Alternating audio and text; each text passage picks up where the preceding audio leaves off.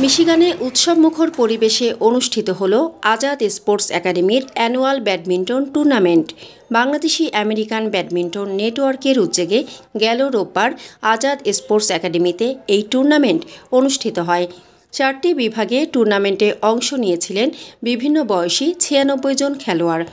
টুর্নামেন্টের 4টি বিভাগের মধ্যে জাকির খালেদ জুটি, রেদওয়ান স্বপন জুটি, সায়েল বেলাল জুটি এবং রিবু জাফর জুটি চ্যাম্পিয়ন হয়েছে।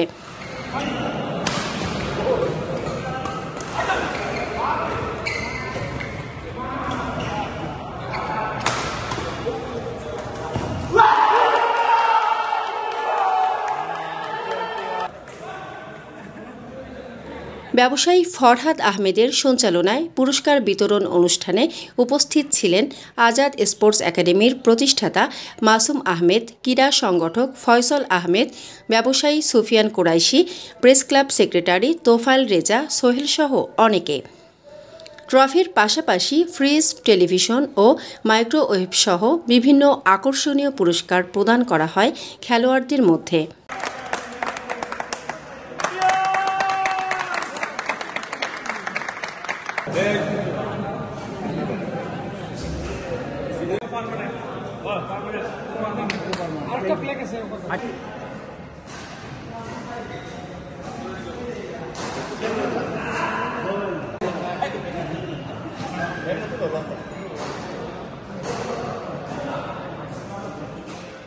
মানসম্মত হাঁস ও মুরগের চাহিদা পূরণ করতে আল আমিন হালাল লাইভ পোল্ট্রি রয়েছে আপনারই পাশে। আমরা হাঁস, মুরগ, কবুতর, কোয়েল, টার্কি ও খরগোশ পাইকারি মূল্যে বিক্রয় করি।